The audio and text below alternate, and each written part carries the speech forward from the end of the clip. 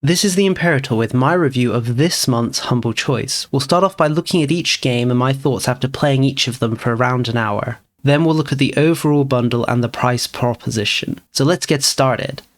Starting with our first game, Total War Warhammer 3. So in case you're unaware, the Total War games are a mix of turn-based strategy and real-time combat. You move your armies around on the map in a turn-based style game, and then once battle is joined between your and other armies, you transition to real-time combat. What sets the Warhammer branch of Total War games from their previous counterparts is the use of magic and fantastical creatures that you would expect in the Warhammer franchise. There being various monstrous creatures like trolls, ogres, as well as more fantastical ones like dragons. This is a game that's easy to sink a few hundreds of hours into without even considering DLC, which adds more factions and playable lords. Personally, I've gone off the Total War franchise in recent years mainly because they're not strategically deep enough for me, but I do think this is a good game, and one that you could easily start with. You may be wondering whether it's worth starting with this one and not the previous one since this is the third title, but each game is essentially separate. They're mechanically the same but focus on different parts of the world, with next to no story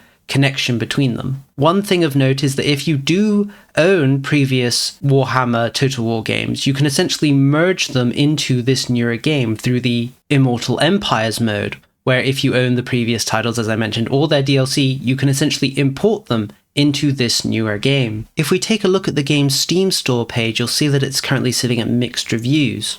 Although these complaints seem to do with Creative Assembly's DLC policy, crashes, and their stance towards the community, I can't comment on the DLC policy and the community stance of Creative Assembly, but I can say at least for the 2 hours I play, I didn't experience a single crash or any noticeable bug. But of course, your mileage will vary in a game like this. Next up, we have Another Crab's Treasure.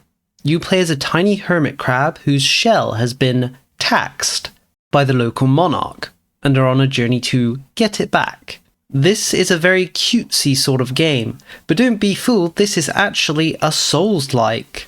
You collect souls in the form of plastic, which you lose on death unless you can retrieve them, and resting at a bonfire, as it were, also will respawn enemies in the area, much like in Dark Souls. One thing that sets this game apart from Souls-likes is that there is no stamina system. Instead, combat is purely based on dodging and attacking without any sort of stamina management. As the game progresses, you come to find shells which you can switch between that provide defensive bonuses. But these shells can actually be destroyed. It'd be accurate to think of them as some sort of temporary shield. The game also has a fair bit of platforming and a hook that you can unlock which allows you to traverse higher and higher areas, with various items you can discover and equip which could provide bonuses and buffs, as well as of course shells which themselves provide different bonuses. On the difficulty side of thing, I personally didn't find the game too difficult, but I only played for about an hour, and it is of course a Souls-like, so there may be a boss that I simply won't be able to get past, because that's how these sort of games tend to go. So overall, I think if you're looking for a more casual sort of Souls-like, where you don't need to manage stamina, this game could definitely be appealing. Also, its cutesy art style and neat setting really helps set it apart. For our next game, we have No More Heroes 3, a Suda51 game. And if you don't know what that means, essentially this is a weird game, a strange game. A large portion of my playtime was nothing but cutscenes. I would describe this game as a parody of a lot of character action style games, and video games in general.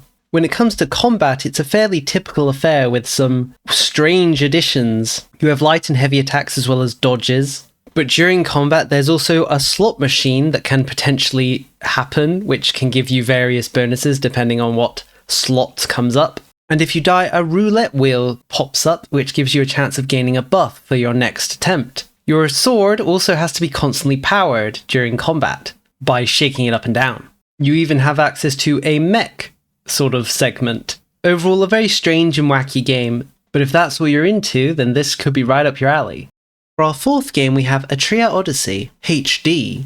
This is a first-person dungeon crawler, and a rather hardcore one at that. This one definitely doesn't hold your hand in any way. If you go into the dungeon unprepared, you will die, and that'll be game over. One of the unique gimmicks for this game is that you actually have to map your route as you play by drawing your route, as well as the rooms you encounter. You then, of course, collect resources in the dungeon, which you can sell.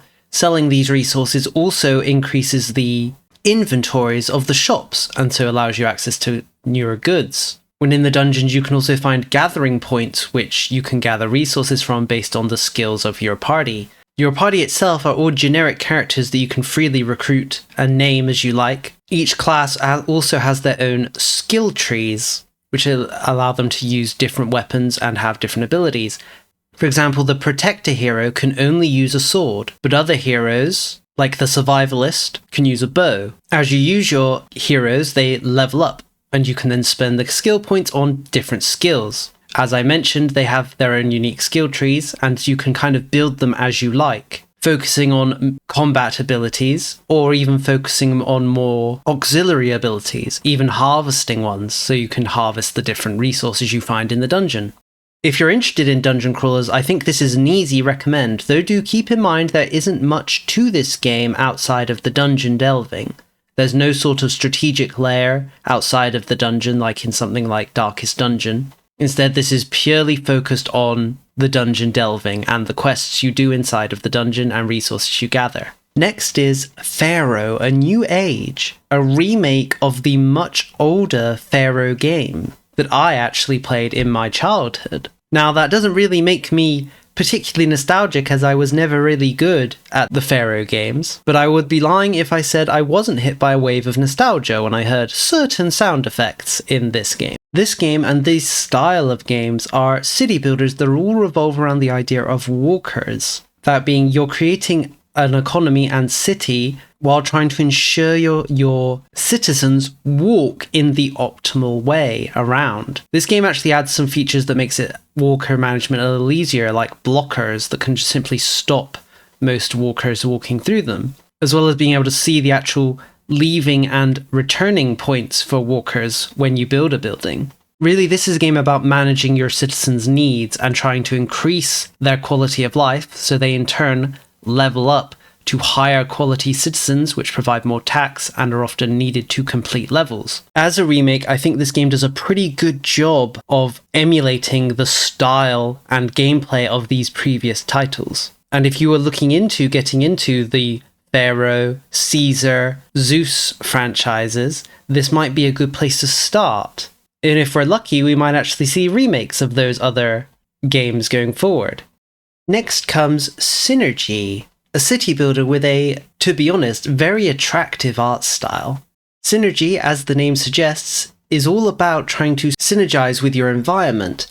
Plants have to be researched so you can understand not just what they can be used for, but also the impact they have on each other and the environment, so that you can best make use of them as well as terraform your environment. Personally, I found the game a bit like Frostpunk. It has the same sort of exploration on the world map sort of mechanics that Frostpunk does. And the idea of kind of being in conflict with your environment and trying to bend it to suit you felt very Frostpunk-like.